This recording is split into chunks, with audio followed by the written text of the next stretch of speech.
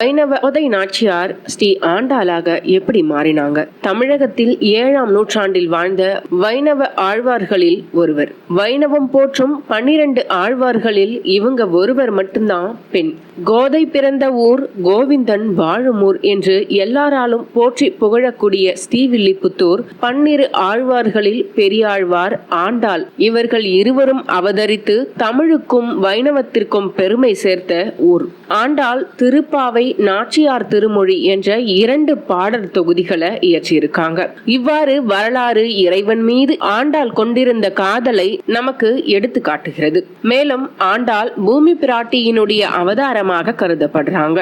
7ஆம் நூற்றாண்டில் வாழ்ந்த ஆண்டாளுக்கும் 11ஆம் நூற்றாண்டில் வாழ்ந்த ராமானுஜருக்கும் அண்ணன் தங்கை என்ற ஒரு உறவு நிலை ஏற்படுது. இதற்கு ஒரு தல வரலாறும் இருக்கின்றது. அதனை பற்றி இந்த வீடியோவினுடைய இறுதியில பார்க்கலாம். ஆமாங்க, தற்பொழுது 12 ஆழ்வார்களில் ஒரே ஒரு பெண் ஆழ்வாராகிய ஆண்டாள் அவருடைய வரலாற்றினை பற்றி தான் இந்த வீடியோவில் பார்க்க போறோம். இந்த வீடியோவை ஸ்கிப் பண்ணாம முழுமையா பாருங்க.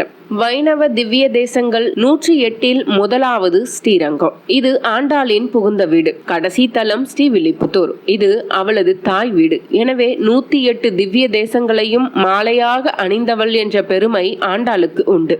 முகுந்த பட்டர், பத்மவல்லி என்ற பெருமாள் பக்தர்கள் ஸ்ரீவில்லிபுத்தூர் இறைவனான வடபத்ரசாயிடம் பக்தி கொண்டவர்களாக இருந்தாங்க. கோவில் வேலை செய்து வந்த அவர்களுக்கு கருடாழ்வாரின் அம்சமாக 5ஆவதாக ஒரு ஆண் குழந்தை பிறக்குது. இவருக்கு விஷ்ணு சித்தர் என்று பெயரிட்டு வளர்த்துட்டு வந்தாங்க. இவரும் பெருமாளின் தீவிரமான பக்தர். ஸ்ரீவில்லிபுத்தூர் என்ற ஊரில் வசித்து வந்த விஷ்ணு சித்தர், அதாவது பெரியாழ்வார், அதாவது இவரைத்தான் பெரியாழ்வார் என்று சொல்கிறோம். இந்த விஷ்ணு சித்தர் என்ற ஒரு அந்தனரால் ஒரு குழந்தையாக துளசி செடியினுடைய கீழ் கிடந்த போது ஆண்டாள் கண்டெடுக்கப்படுறாங்க.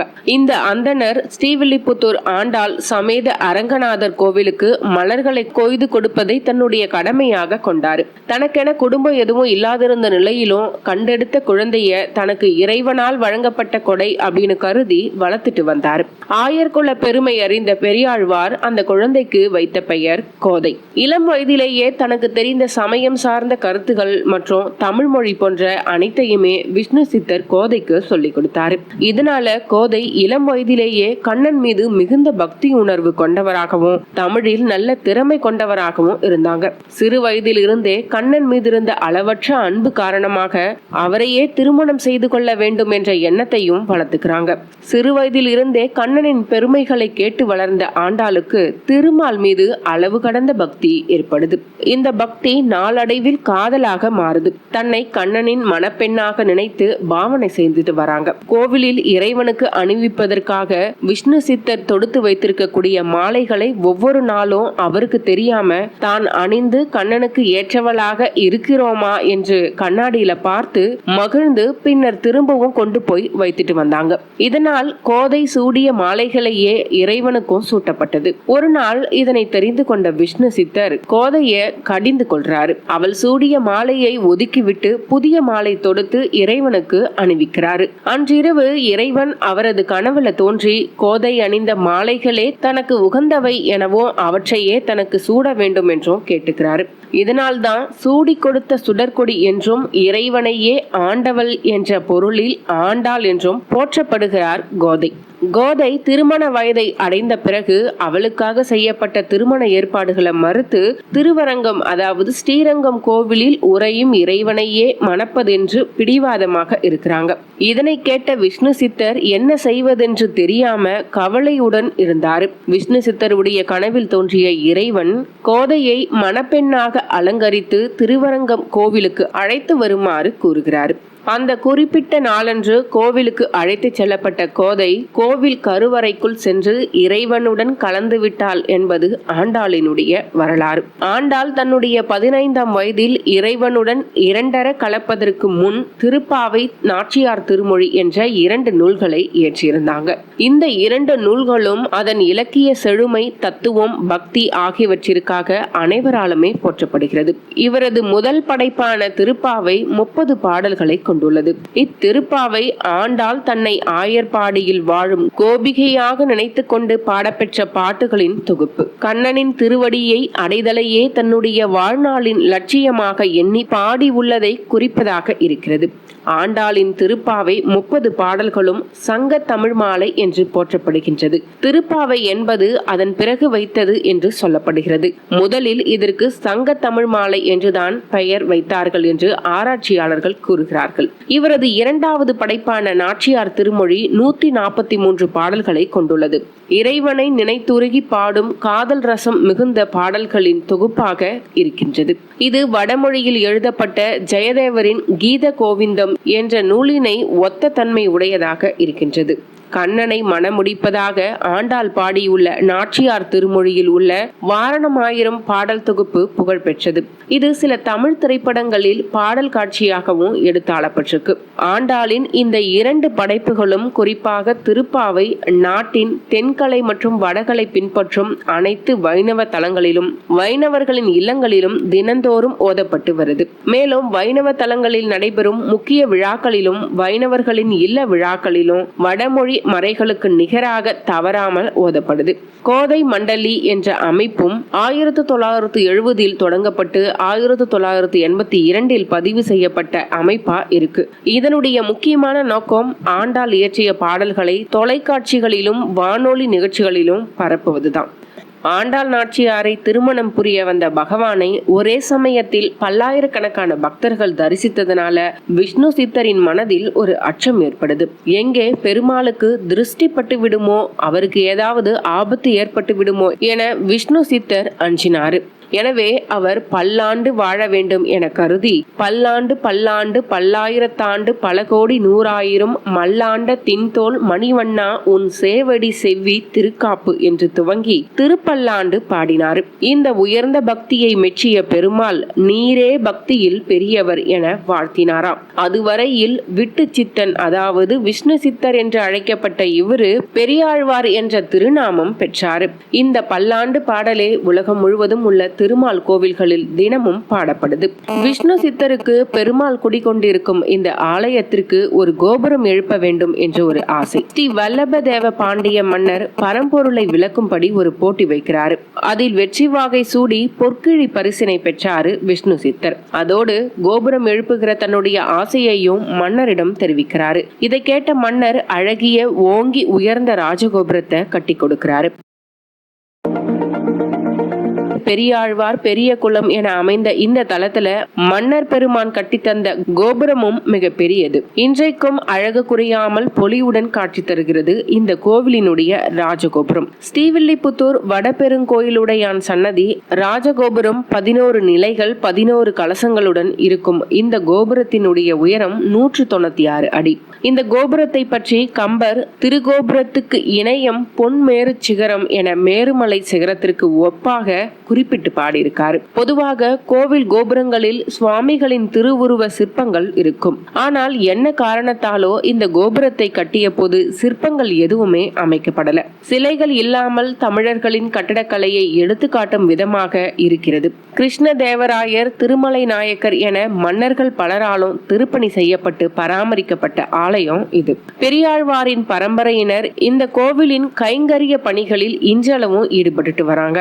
இந்த கோவில் கோபுரம் தமிழக அரசின் சின்னமாக அமைந்துள்ளது குறிப்பிடத்தக்கது. கடவுள் சிற்பம் இல்லாம கோபுரம் நேர்த்தியாக காட்சி அளிப்பது இன்றும் ஆச்சரியத்தை தருகிறது. இந்த கோபுரத்தை பயன்படுத்தி தயாரிக்கப்பட்ட சின்னம் தமிழ்நாடு அரசின் சின்னமாக 1949 ஆண்டு அதிகாரப்பூர்வமாக அறிவிக்கப்பட்டது. அனைத்து பெருமாள் கோவில்களிலும் அதிகாலையில் நடை திறப்பின் போது திருப்பல்லாண்டும் திருப்பாவையும் பாடப்படுகிறது. இந்த 2 பிரபந்தங்களையும் பாடிய தந்தை மகள் இருவரும் பிறந்த ஊர் ஸ்ரீவில்லிபுத்தூர். லட்சுமி தாயாரே ஆண்டாளாகவும் கருடாழ்வாரின் அம்சமான பெரியாழ்வார் அவதரித்ததும் இந்த தலத்தில்தான்.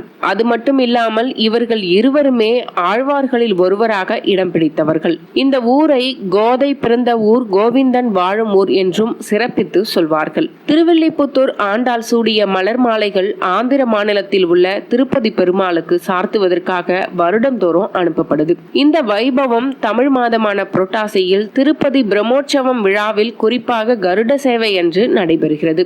ஆண்டாள் சூடிய மலர் மாலையை பெருமாள் சூடிக்கொண்டு பவனி வருகிறார். இந்த மலர் மாலை துளசி, செவ்வந்தி மற்றும் சம்பங்கி பூக்களால் தொடுக்கப்பட்டதாக உள்ளது. மேலும் திருப்பதி பெருமாளின் மலர் மாலை வருடம் தோறும் நடைபெறும் ஸ்ரீவில்லிபுத்தூர் ஆண்டாள் திருக்கல்யாண உற்சவத்திற்காக அனுப்பப்படுகிறது. திருப்பதியில் புரட்டாசி 3வது சனிக்கிழமை பிரம்மோற்சவத்திற்கு ஆண்டாள் மாலையை திருப்பதி பெருமாளுக்கு அணிவிக்கப்படுகின்றது. மதுரையில் நடைபெறும் பிரசித்தமான சித்திரை திருவிழாவின் போது ஆண்டாளின் மலர் மாலை கள்ளழகருக்கு அணிவிப்பதற்காக ஸ்ரீவில்லிபுத்தூரில் இருந்து கொண்டு செல்லப்படுகிறது. இங்கு ஆண்டாள் திருக்கல்யாணத்திற்கு திருப்பதி வெங்கடாஜலபதி கோவிலில் இருந்து திருமண பட்டுப்புடவை வரும். ஆண்டாள் கொண்டை தமிழ்நாட்டில் பிரசித்தி பெற்றது. இந்த சிகை அலங்காரம் கேரள மாநில நம்பூதிரிகளின் சிகை அலங்காரத்திற்கு ஒத்ததாக இருக்கின்றது.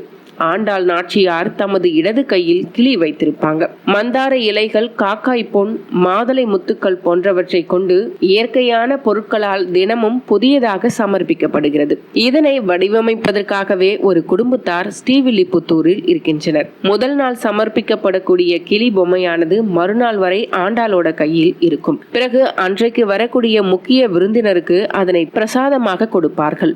பங்குனி திருக்கல்யாணத்தின் போது திருப்பதி ஸ்ரீ வெங்கடாஜலபதி கோவிலில் இருந்து பரிவட்டமும், ஆடிப்புற தேரோட்டத்திற்கு மதுரை அழகர் கோவில் கள்ளழகர் திருக்கோவிலில் இருந்து பட்டுப்புடவையும் அனுப்பி வைக்கப்பட்டு ஆண்டாளுக்கு சாத்துவது வழக்கம். பெண்கள் எப்படி இருக்க வேண்டும் என்பதற்கு உதாரணமாக திகழ்ந்தவள் ஆண்டாள். பெருமாள் மீது பக்தி கொண்டு அவரையே தன் கணவனாக அடைய விரும்பியவள். கண்ணனை மணக்க வேண்டி மார்கழி மாதத்தில் பாவை நோன்பு இருந்ததால் அவருக்கு அருள் செய்த சுவாமி பங்குனி உத்திரத்தில் திருமணம் செய்து கொண்டார். ஆகவே பெண்கள் பாவை நோன்பு இருந்தால் விரும்பிய கணவன் கிடைப்பார் என்பது நம்பிக்கை. பகவான் ஸ்ரீராமனாக மனித பிறப்பு எடுத்தார். மகாலட்சுமியும் சீதையாக ஜனக குலத்தில் பிறந்தாங்க. அவரும் மனித பிறவி எடுத்தார், இவரும் மனித பிறவி எடுத்தார். இருவருக்குமே திருமணம் நடைபெற்றது. அதே போல் கிருஷ்ணனாக பகவான் அவதரித்திருந்தார். மகாலட்சுமியும் ருக்மணியாக வந்து பிறந்திருந்தார். ருக்மணி கல்யாணம் நடைபெற்றிருந்தது.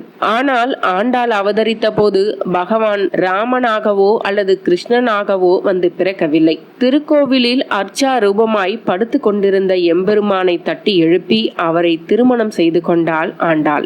ஆகவே மற்றைய ஸ்ரீதேவிகளை காட்டிலும் பூதேவியான ஆண்டாளின் திருமணம் சற்று வித்தியாசமானது. கண்ணனை கணவனாக அடைந்தால் 100 அண்டா அக்கார வடிசல் செய்து படைப்பதாக ஆண்டாள் வேண்டிக் கொண்ட இடமும் அழகர் மலைதான். சில வருடங்களாக நிறைவேறாத ஆண்டாளின் வேண்டுதல் நேர்த்திக்கடன் நிறைவேறியது. அதை நிறைவேற்றியவர் ராமானுஜர். 7ஆம் நூற்றாண்டில் வாழ்ந்த ஆண்டாள் வேண்டிக் கொண்ட வேண்டுதலை 11ஆம் நூற்றாண்டில் வாழ்ந்த ராமானுஜர் அந்த வேண்டுதலை நிறைவேற்றினார். அது எப்படி அப்படின்னு பார்த்தா, அழகர் மலையில் வேண்டுதல் வைத்த சில நாட்களில் ஆண்டாள் ஸ்ரீரங்கம் சென்று ரங்கநாதரோடு ஐக்கியமாகிறாங்க. அதன் பிறகு அவங்களோட வேண்டுதலை அழகர் மலைக்கு வந்த ராமானுஜர் நிறைவேற்றி வைத்தார் என புராணங்கள் சொல்லுது. கள்ளழகருக்கு நேர்த்தி கடன் செலுத்திய ராமானுஜர் அந்த பிரசாதத்தை எடுத்துக்கிட்டு ஸ்ரீவில்லிபுத்தூரில் கோவில் கொண்டிருந்த ஆண்டாளை பார்ப்பதற்காக சென்றாராம். ஆனால் வயது வித்தியாசம் பார்க்காத ஆண்டாள் தனக்கான வேண்டுதலை நிறைவேற்றிய ராமானுஜரை அண்ணன் என்று அழைத்ததாக தல வரலாறு சொல்கிறது.